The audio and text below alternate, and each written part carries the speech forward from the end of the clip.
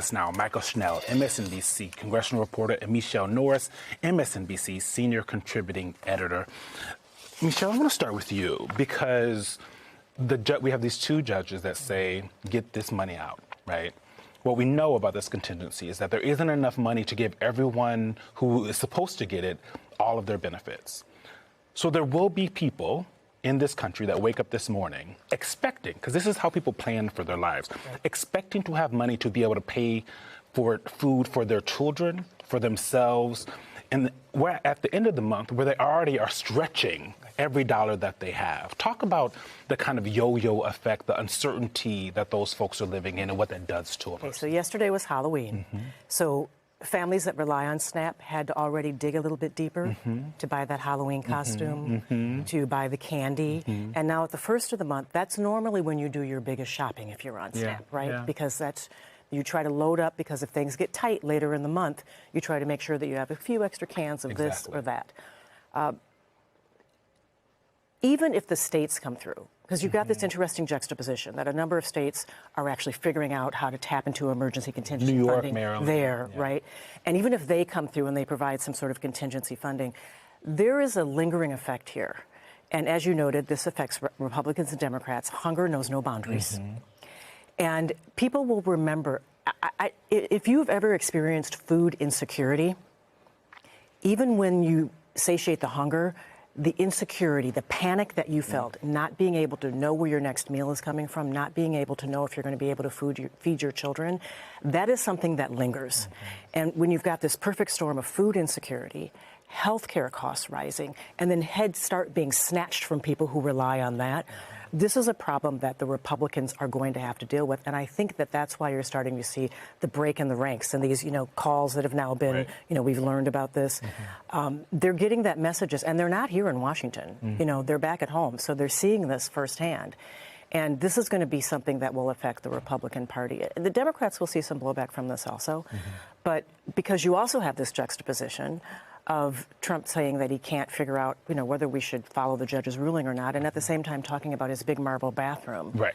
So we've got this 18-karat confusion, that's going on where he can't figure out how to fund this, but at the same time, he's talking about building a ballroom, he's renovating his bathroom, and so it just, the confusion around this doesn't make sense. Michael, on the point of the panic of food insecurity that Michelle was just talking about, I want to play some sound of SNAP recipients in Florida and New York and what they have to say about what they're going to be going through. Watch this.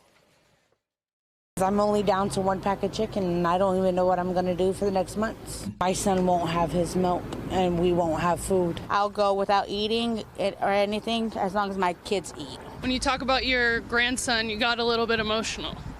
That's my boy. That's my boy. And he's a kid. He doesn't deserve it. He shouldn't have to wake up and my daughter tell him he can't eat. I mean, I'm glad we were able to play that sound so that we take it out of the theoretical and put it into the voices of people who are living with this. My question to you is, and my wonder is, do stories like that sound like that actually have any kind of impact on Capitol Hill? I think in a way, yes, and in a way, no. So for the first part, this week was really the first time we actually saw the impasse kind of start to break. It didn't fully break. It maybe didn't even crack, but it sort of started to move in that direction. It was the first time in the 5 weeks of this government shutdown that we have seen a possibility of the light at the end of the tunnel. I think it's because a lot of lawmakers were nervous about this November 1st deadline. We always knew it would be open enrollment, and that really wasn't perturbing Republicans. But when you brought in the issue of SNAP, this is where it really got real for a lot of people. 42 million people on SNAP, districts across the country. That's why lawmakers were sort of saying, well, we're kind of optimistic this week. We feel like we're at maybe getting there. But they didn't get there, and that's the point. And senators left town before we got this ruling from the courts that said, well, you actually have to put out the SNAP benefits. So it nudged things in the right direction, but it didn't get folks there. And that's been the fascinating part. We've spoken about it. That's been the fascinating part about this government shutdown is the pain points that you would expect to immediately get a resolution. 42 million people losing their SNAP benefits would be within that camp. It just hasn't pushed the two parties into compromise because this impasse is so entrenched. And Jonathan, your question actually reminds me of this line from Josh Hawley's op-ed in the New York Times this week, surprisingly advocating for SNAP to reauthorize it at least temporarily. He's a huge SNAP recipient. And he wrote, one suspects that if senators couldn't buy groceries, the government would never close down again. But Michael, can you also just set the stage for us on the status of negotiations with regards to the broader shutdown? You were on the Hill this week, had a lot of great reporting. Are conversations actually starting to happen? I mean, they're happening, and they've been happening since the beginning of the shutdown at this rank and file level. We've seen different bipartisan Democrats and Republicans have these conversations, but they haven't bore any fruit yet, and that's the big issue. And so, again, we saw this optimism from lawmakers this week, and I've been talking to them every single day. I hadn't heard this cheerfulness from any of them in a very long time, especially during the shutdown. So there's this thought that maybe because there are these increased conversations, we're getting somewhere. But again, to the point I was making before, we haven't gotten there yet. So Lisa Murkowski, for example, she said people can be talking, but those conversations actually need to lead to something in order to get a resolution and get out of this. For this entire shutdown, both sides have been talking past one another. Democrats say we're not opening the government unless you extend the subsidies. Republicans are saying we're not extending the subsidies unless you open the government. I mean, just completely talking past each other, ignoring one another's opinions because they both think that they're right. So, yes, we saw increased conversations, discussions, and optimism this week. But whether it actually leads to a resolution, that's still the million-dollar question. And to the point you guys were making before, the fact that they weren't able to get there with SNAP benefits being dried up in just a matter of days, not a great sign, but I think we're in a better place than we were maybe 3 weeks ago. Oh, great. Those were the bad place Not 3 weeks saying ago. much, Yeah. But, you know, one of the things that's so interesting is,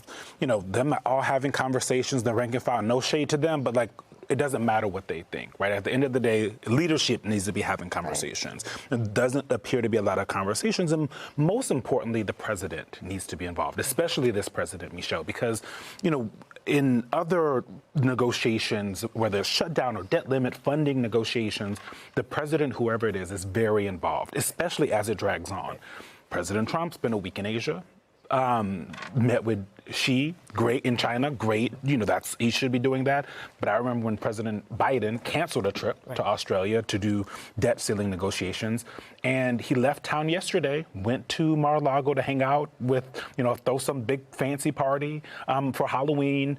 He's supposed to be the deal maker, right? He wrote the book, or somebody wrote the book with his face on it called The Art of the Deal, and that's what he has prided himself on. And yet, he's about to have possibly the top. Right now, he has 2 of the longest shutdowns in history with no negotiations in sight. He doesn't seem to be as interested as he should be in this. Well, it shows the dysfunction of the White House, and again, how this is not functioning as a White House we would normally see. Normally, the White House has the Legislative Affairs Office, which basically functions as its lobbyist. Mm-hmm.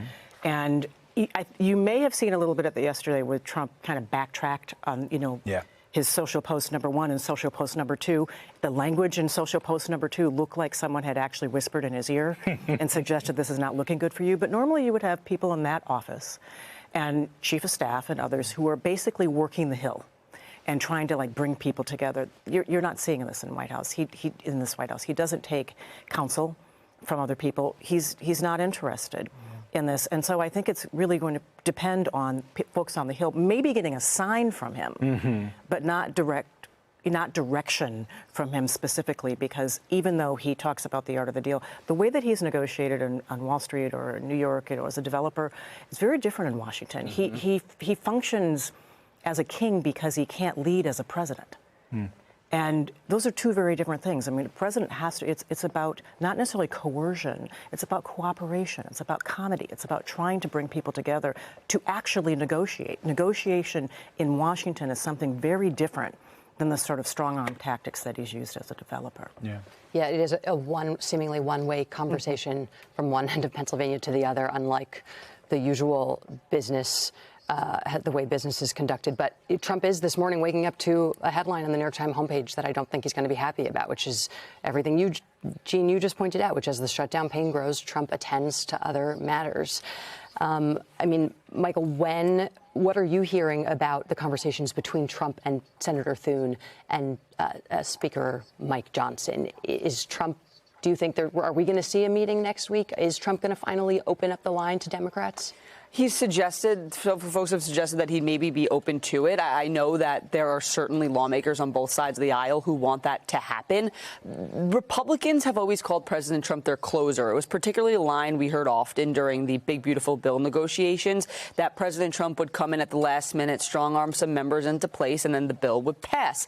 We're hearing the same thing, but interestingly enough, from both sides of the aisle this time, Democrats and Republicans saying nothing is going to happen until the president gets involved. Particularly Democrats are saying that President Trump needs to give his members the okay so then they can wrap this thing up.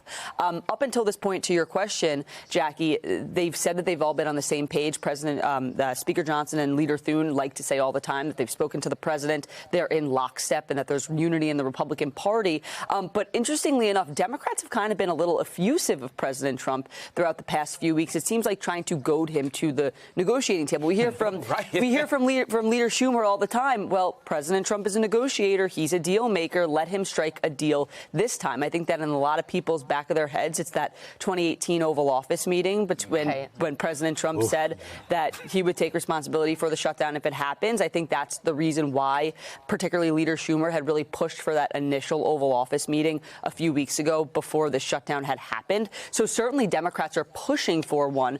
Will it happen? Do John Thune and Speaker Johnson think that would be the best thing when they've sort of have this strategy going? Maybe not, but the president's back from Asia, and there are certainly a lot of lawmakers who want him to get involved. And not to mention one more thing, right when he got home from Asia, he entered the conversation with that filibuster call. So it may be an indication that he wants to get involved, or is at least paying attention now that he's back stateside. Or at least wants Republicans to do what he says. Right. Yes, and once he jumps in, they will do what he says because he functions as a king because he can't lead as a president. I love that. He rests on right. Sorry, wrote it down. Here it is.